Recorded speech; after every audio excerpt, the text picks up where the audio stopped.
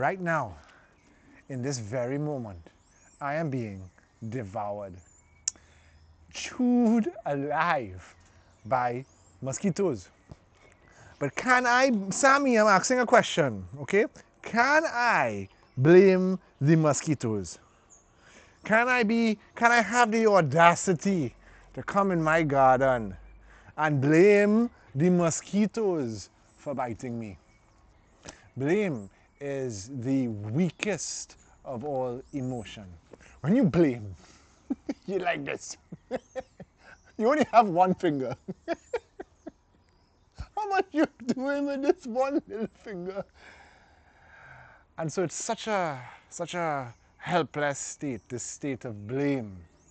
And while I can learn from these mosquitoes, I can in the future put on more bug repellent. I may not wear a short sleeve polo in the afternoon. I can't stop them. I can't stop the mosquitoes from biting me. And this is a big part of life, y'all. This is a big lesson. This is a big lesson to learn.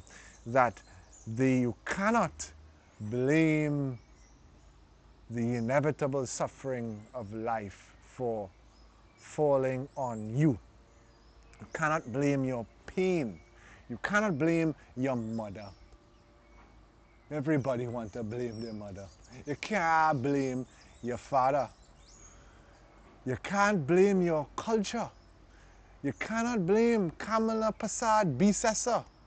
You out there want to point fingers and not take any responsibility over your life. Just like me and the mosquitoes are lying down here at dinner time. All my flesh outside for the mosquitoes. And a vex. A vex. But that is all of us. All of us be carrying on like that. So what is the solution? The solution is to live a more skillful life. If it is raining and you are blaming the clouds for the rain, well, you are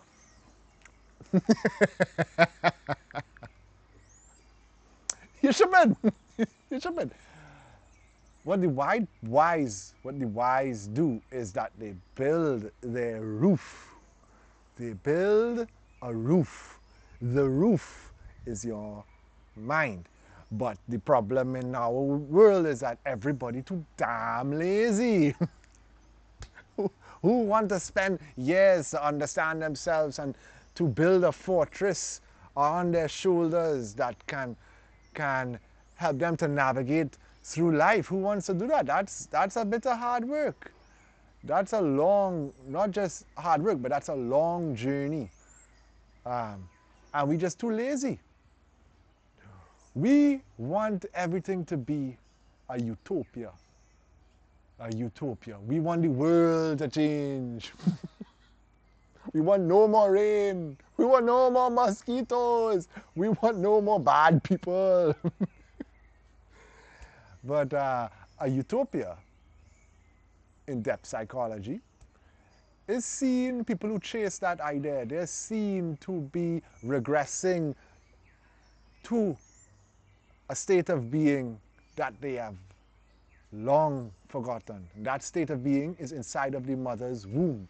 When you want the world to be perfect, everything to be perfect so that you can just be nice, comfortable, lie down in your little pillow, curl up and suck your fingers.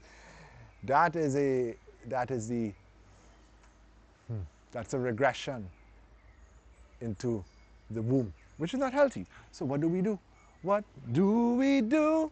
And today we're going to go to the Dhammapada again, verse 13 and 14, where the Dhammapada is a classical Eastern scripture, beautiful cornerstone Eastern scripture from the Buddhist tradition.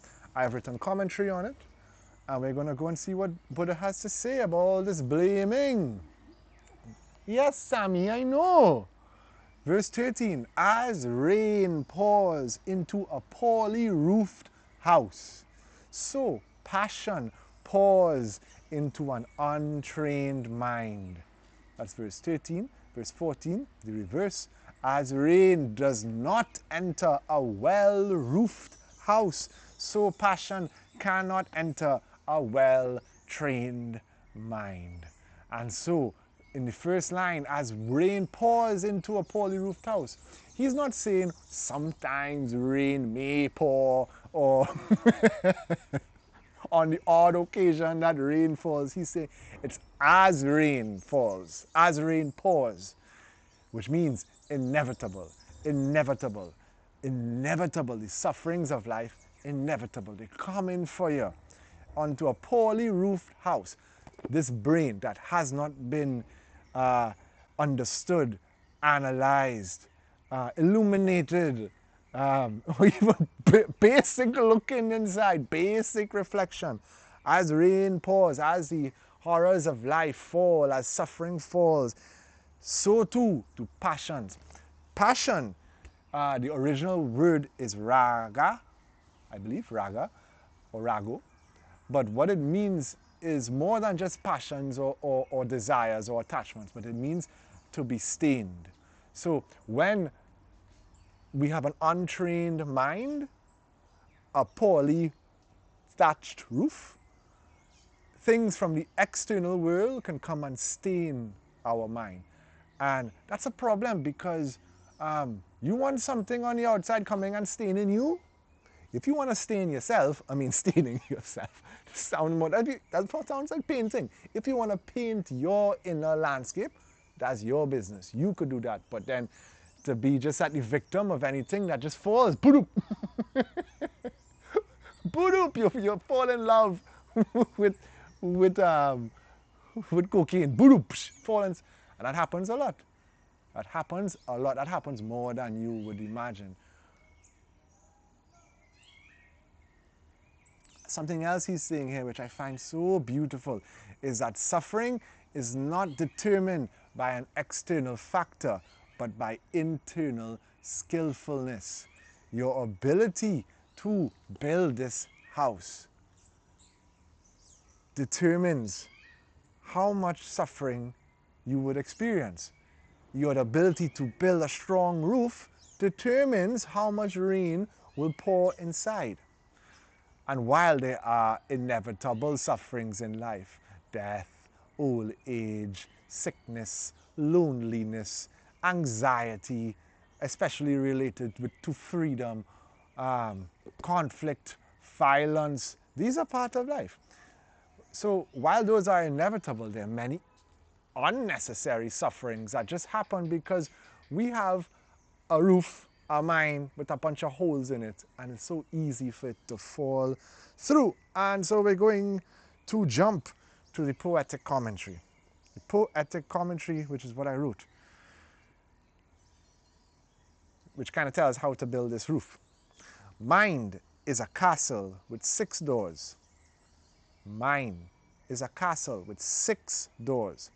The eyes, the ears, the nose, the mouth, the skin, and the mind. So, there are 3 guards that stand at the entrance of each one of these doors. Mindfulness, discernment, and dispassion. So, here, I'm telling you that this roof of your mind, there are 6 holes. The 6 holes are the senses. Passions or stains from the external world enter your mind through the 6 senses.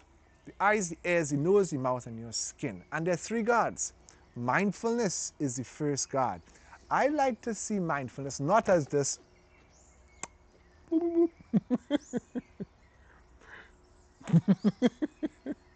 maybe that's one part of mindfulness, but I like to see mindfulness as like somebody on a surfboard. I can't surf, so I'm just guessing this is how they look. And they're able to navigate the ocean of the unconscious. That's for me is a humongous part of mindfulness, especially the internal, is your ability not to only need calm waters, peacefulness. But even if there's waves, even if there's storms, you are able to banana, ride the emotion. Because sometimes health requires you to be to dive into an emotion, to be swept away by grief. Grief is healed by grief. Grief stagnates by avoiding. You could avoid grief with your meditation, thinking you're doing the right thing, and you're actually prolonging your recovery. And so mindfulness is this navigation of the internal waters, and also the wind, the rain that comes from the outside. How can you do both? Let's move on. Discernment. Discernment is an enormous topic. So I can't touch everything, but I'm just going to give you what I think in this moment. Discernment, for me, firstly, is the ability to hear the distinction between your voice, your heart, and the influences of the environment and those around you. So, yes, Sammy, yes. So, can you tell when you hear a voice, when you hear a thought in your mind, can you tell if that's coming from your heart or if that's the voice of your inner critic, if that's the voice of your mother, if that's the voice of your father, if that's the voice of your culture? Can you tell? Can you discern? Can you know the difference? If you pay attention to your heart long enough, you will be able to feel the quality of this thought and know it from other thoughts. That for me is an enormous part of discernment. Another part of discernment is to know that everything that is born in the mind, comes from the mind, is sustained by the mind and returns to the mind. Everything is a different flavor of consciousness. And so to discern beyond the form of thought, beyond the emotion, beyond how it makes you feel, and to touch the real essence of what is happening on our internal landscape, and to know that it is consciousness, and this consciousness is all-pervading and not to be feared, and to see it, to see consciousness in anxiety, to see consciousness in panic, to see consciousness in anger, to see consciousness in sadness, in depression, to see consciousness in suicidal ideation, to see consciousness in every form that the mind can create, is for me an enormous part of discernment. And both of these things, to be able to hear your heart and to be able to know what the truth is underlying all internal experiences, to know that, that's huge. That's a huge part of building, constructing this well-fortress roof. And dispassion. Those are the three guards. Mindfulness, discernment, dispassion. Dispassion is the child of a deep-rooted, profound understanding of impermanence. Impermanence means that things change. Change is the only constant. And when you understand that things change, it's not I don't care,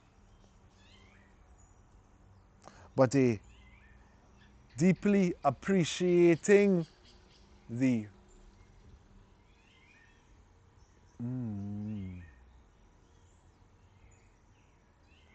nature of existence, and knowing that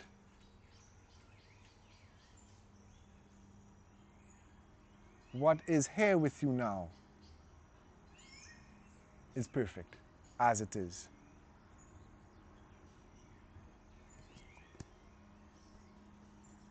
And it's going to change.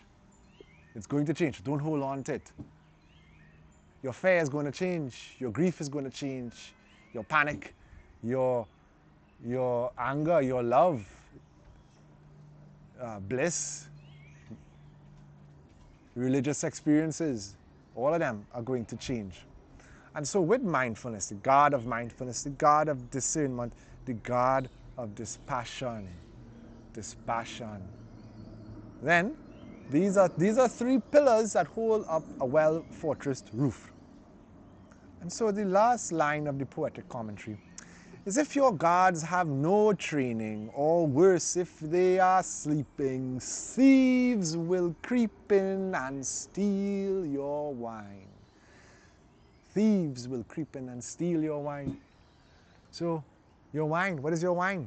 Your most precious belonging.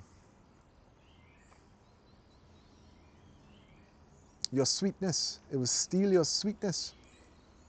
And that's what happens when passions and the external world enters your mind. It steals from you your heart. And so that's it for today. I'm done getting bit by mosquitoes. This book is available on Amazon, and I am a therapist. If you are aligned and resonate with my with what I'm saying, please reach out if you want to begin your journey to constructing this roof. And once I'm taking clients, I'll be happy to talk with you.